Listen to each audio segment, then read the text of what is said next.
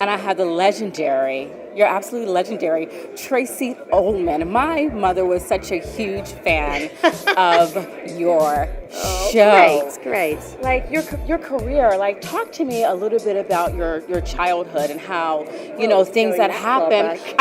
I do because it's like you've been able to turn tragedy into this beautiful, lush career.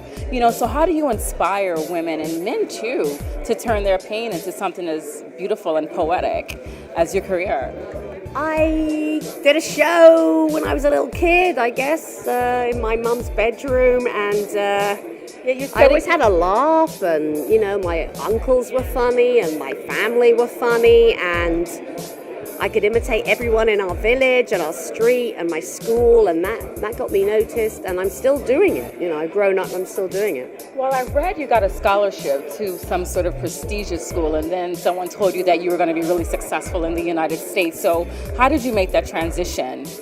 Coming to the U.S. The really successful in the United States was somebody knocked on our door one morning and thought our house was for sale. What? And this is a weird story. And I said, no, it's not for sale. And as I went to close the door, she said, I'm a psychic. And let me tell you, your daughter's going to be very successful in America. This is true. This was weird. And my mum said, what? And I said, and I was like, oh my God, that gave me hope. Wow. I think, that's a true story. When I read that, I was like, that's amazing. I have a sister too, and we also used to do skits. So when you said your show, The Tracy Ullman Show, was a spinoff from your sister Patty's show, I thought that was so awesome. Were you a spin-off from your sister's show? Wow. We did a show together. That's amazing. So when you got to the United States, was it all that you thought it would be? Or like Yeah. Yeah? Yeah, it's pretty. Yeah, it's. You welcome me with open arms, and Wow. I, was lots of energy and optimism, and it's a different time. I was here in the 80s, and, Wow, yeah, that was and I definitely met James a L. different time. Brooks and did a wonderful show, and I've had a terrific shot at it. I really have, and to still be doing it and feeling relevant, and You're always relevant. It's really good fun. It's Your really work good. I'm is really iconic. enjoying it. It's a privilege. Okay, so last question. You talk about admiring the work of Gilda Radner and Yeah. Lucille Ball. When was the first time you had the opportunity to meet one of those legendary actresses or comedians who inspired your career? And what was that moment like for you? Like, who was it? I met Gilda Radner in a supermarket. What? Crashed carts, actually a short time before she became very ill and died, but that was, I was thrilled. And then Carol Burnett has always been so kind to me, sort of sent me a note saying, as did Angela Lansbury, welcome to America. Oh, wow, Angela Good luck, Lansbury. they're so kind, and I love Carol Burnett. Wow. Generous. Wow. Thank you so much for your time. Adam Brody, Yo, you look the same, man. I do? You do. All right, good. You look good, brother. Good. Got the nice shadow, no disrespect to the wife, but very, very handsome. Oh, thank you. Oh, Yeah, thanks. yeah, so- I don't think she'll mind. Okay. Yeah. I think women, we have an understanding. So talk to me a little bit about the show that you're on now. When you got the script, was this something that you immediately wanted to be a part of, or was it something you were like, I'll wait, considering your background with the iconic OC? No, I really did instantly want to be a part of it. Ben Kitai, the creator and writer, has such a distinct signature voice. It comes out in the show and the way he directs it. It also comes out in the writing, and it's very visceral, his writing.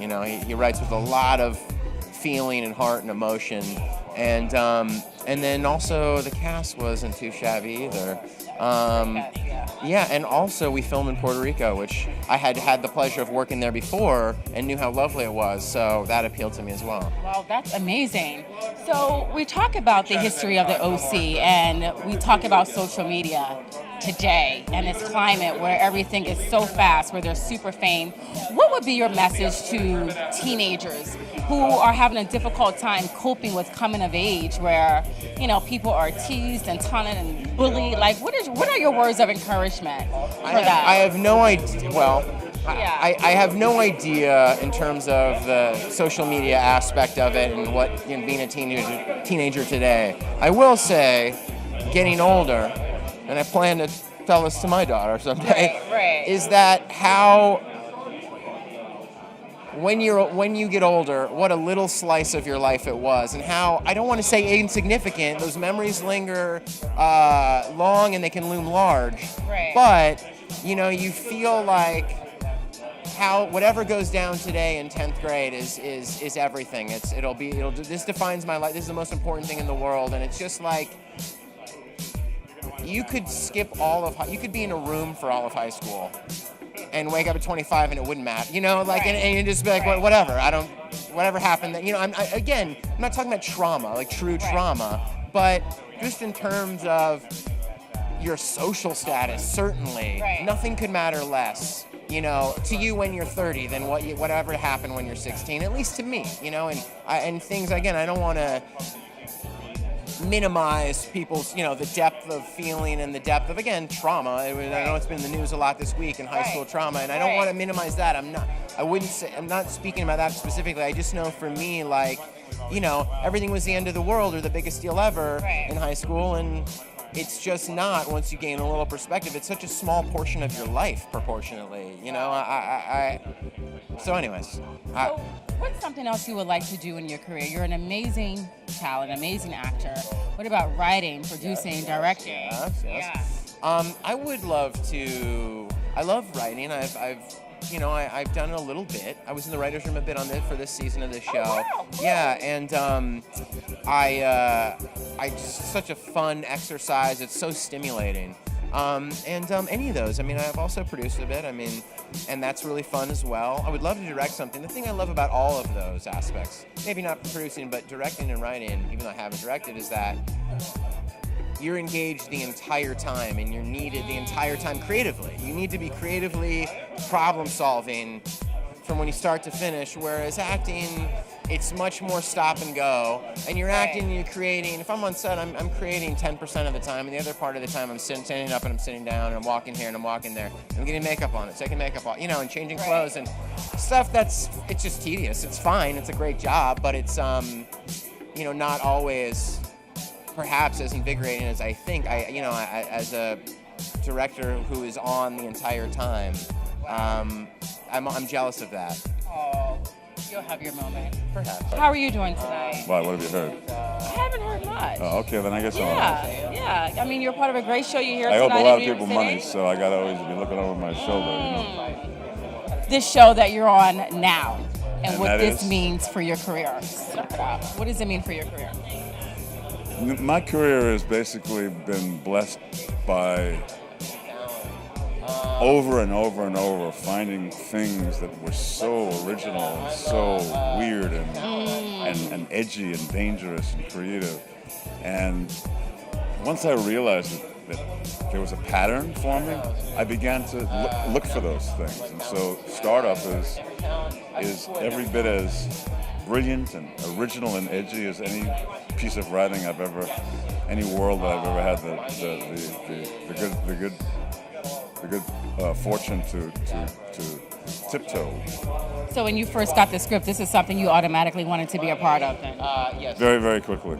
First of all, I didn't enter this show till season 2, so I got a chance to watch the first season executed, and it was some of the most dynamic, well-acted, well-written television I'd ever seen, and so there was no hesitation.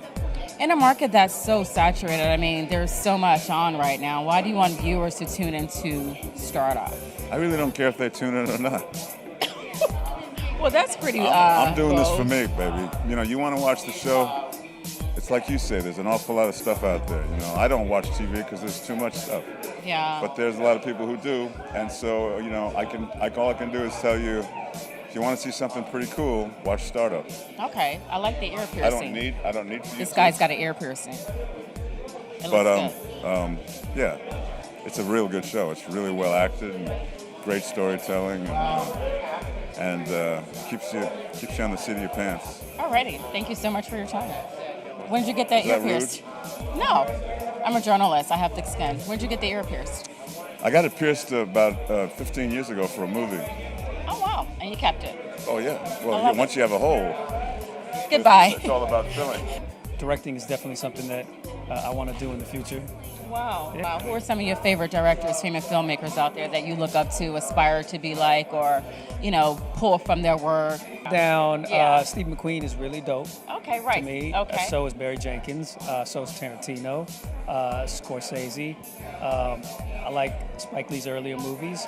I like, Spike Lee's earlier movies, as opposed to. and I like his later movies, but some of his earlier movies changed my life. Okay, fair enough. I like who else? Let's see. Michael Mann, and that's the one that gets me in trouble Those are sometimes. awesome. Michael Yeah. Mann to me is one of the most beautiful filmmakers. And they should know that so much. Like, Oh no, I loved it. Ben Katai sent it over and I read it and I was like, wow, this is a fascinating world and I want to be a part of it. And then I watched the show and I was really blown away by the intensity of it. I mean, it's riveting. Like if you watch season 1 and season 2, you don't want to stop. Like you want to binge watch the entire 2 seasons at a go because you don't want to let go of these people and what's happening to them. wow. I mean, we're in such a beautiful climate right now. And I mean, you can make a movie, you can make a television show, you can put it online, you can put it on YouTube. So is there anything that you're working on independently of being on Startup that's your own content, that you want to put out? My husband and I have written a pilot together that I really love. It's a comedic kind of fantasy pilot. So we'll see where that goes, but yeah. Oh, wow. And there's you can't tell us the name of it? I can't really right now. And there's another feature film that I'm producing that we're almost across the finish line of getting all of our financing lined up, so we would start shooting it sometime this year. Okay. So back to Startup, what is something that you admire about the character that you play? Her tenacity. I mean, she's a bulldog. She's a pit bull, really. Okay. She's vulnerable, but it's hard to see it at first. Like at first you think she's like just this very odd bird. She's an odd person. She's got lots of little tics and kind of,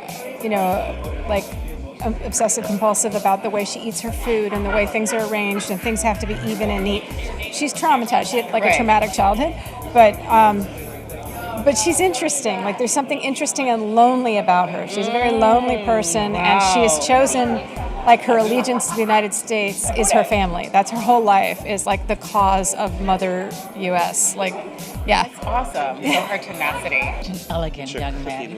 Listen, I had to serve as Empire, right? You did. I had to come in the spirit of the show. You rapped. Yes. Yeah. How are you? I'm wonderful. How you doing? I'm fantastic. So we're moving into season 5. Season five. It's crazy. It hasn't even been that long. I'm saying we first aired 3.5 years ago, and season 5. It's a little overwhelming, but it's exciting. Grace, you portray such an amazing character. I mean, he's so layered, he's so nuanced, with all these, levels. What's one thing that you've learned from playing your character? The power of the truth, probably. I think that, Jamal is, a very, very flawed but wonderful character that I'm so blessed and so grateful to have been able to portray all these years, and hopefully a couple of years to come. But I think that it's helped Jamal personally and professionally, and it's helped me personally and professionally, just to be honest, you know what I'm saying? And there's something about, as an artist, we don't always get to portray characters that carry a piece of who we are but yet are completely different. And I think that for Jamal, who represents so many things and represents so many people, I always say that, playing Jamal, there's 3 groups of people that I carry in my spirit, and as black folks, gay folks, black gay folks, you know what I'm saying? So there's so much that goes into playing Jamal, and I'm just, I think I've definitely learned to stay. I've always known to walk in my truth, but I think I've learned to stay in my truth. That's perfect. Let me ask you one last question. So you come from a big family. You guys, he has such a beautiful family. I used to see your family, like your mom, when you guys were younger, running around LA. Yep. Journey would be in Neiman Marcus, trying to get fitted for a dress. And now look at you. And I just think it's so wild to see the fact that you come from this beautiful family and you're portraying, a gentleman who is also part of a beautiful family. Talk to me about how family means so much to you and your siblings. Oh my goodness, family is all there is to me. It's just, and obviously my family is a little bit more sane than the Lions.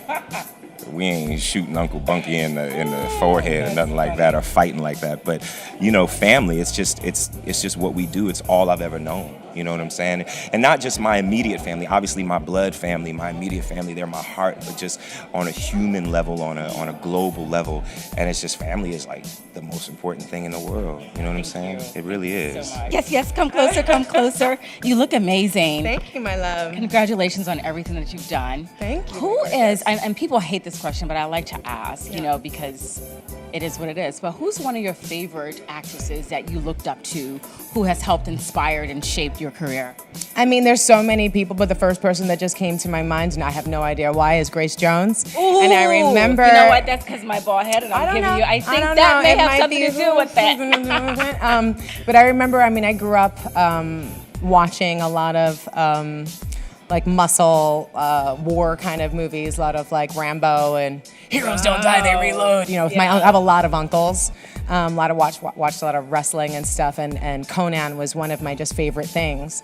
And to see this fierce woman in this movie, who I knew was a singer and I knew was a performer and just an artist in general, but then see her in there and she's playing this woman, when I want a man, I just take him, and I was just like, I'm like overload of fabulousness and just obsession. So yeah, she's one of those artists that I've been very blessed to see perform multiple times over the years, and I can just never get enough of her spirit and her energy and her audacity and her tenacity, and that moves me. There you have it, Grace Jones. Thank you so much for your time. Continued blessings and success. You look amazing.